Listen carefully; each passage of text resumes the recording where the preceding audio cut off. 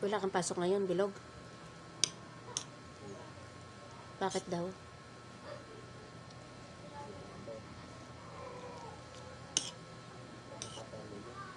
Ha? Hmm.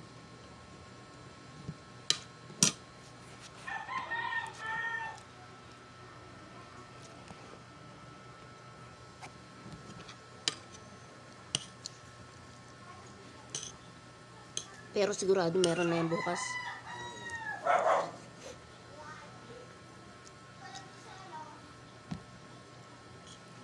Kain na, may ulam na ang palaya. Ha? Ayaw mo na ang palaya? Dapat pag-aralan mo kumain nito. Kayong tatlo. Gamot ito sa diabetes. Pangontra ba?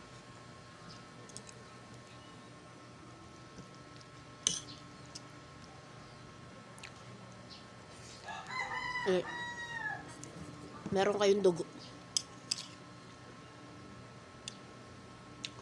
May dugo ng lahi ng diabetes.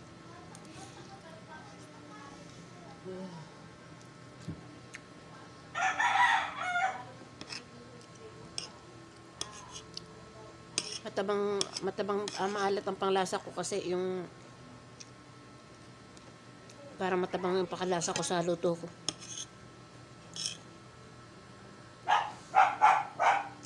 Bawal ang maalat.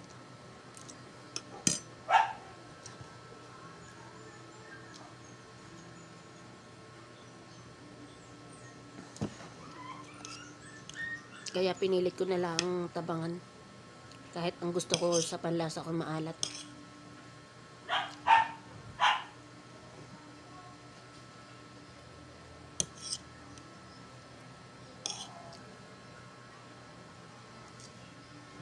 Dati pag kumain ako ng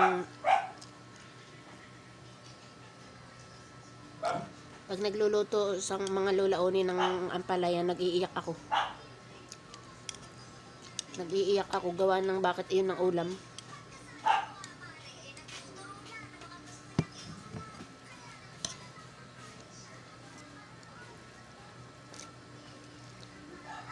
Mapait, ayokong kumain. Pero nung magkaisip na ako, masarap pala. Pag paulit-ulit mo siyang kinakain, kahit mapait, hanap-hanapin na nung palasa mo.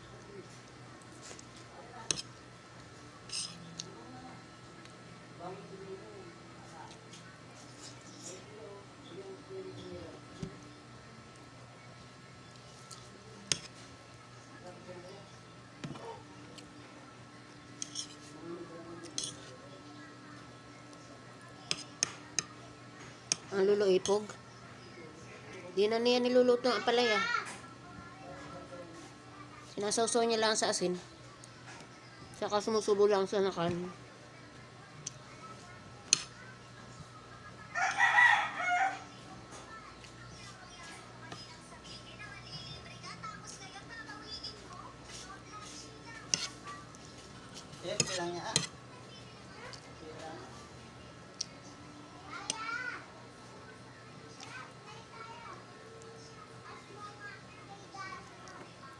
Si Jade yata yun.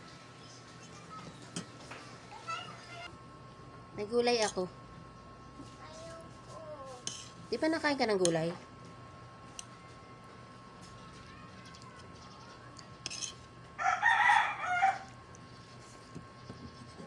Alut ka, masarap ang gulay na.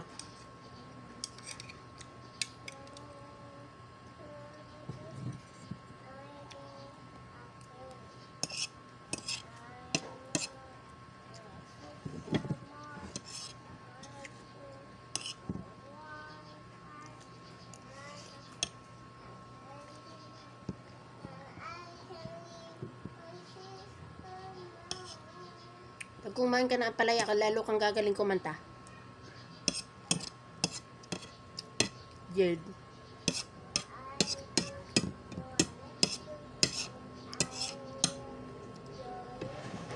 Ito ang ulam na iniiyakan ko nung bata pa ako. Tingnan mo, masarap.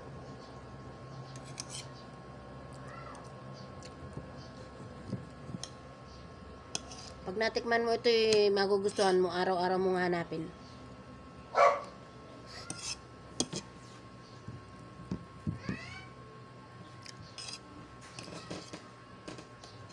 Buti si Jade marunong, no?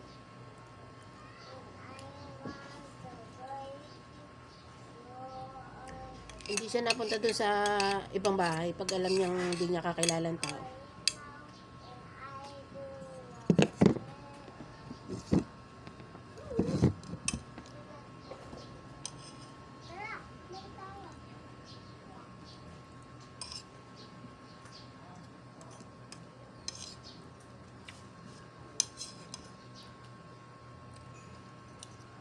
Malaki na si Jade.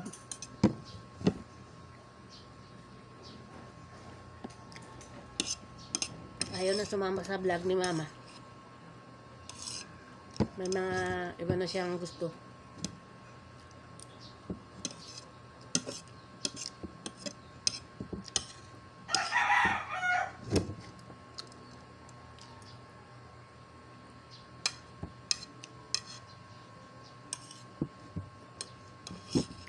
Gusto na niyang makapaglaro sa kapwa bata.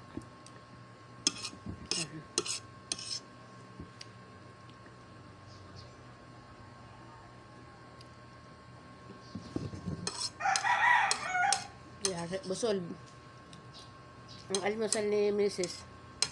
Galing trabaho.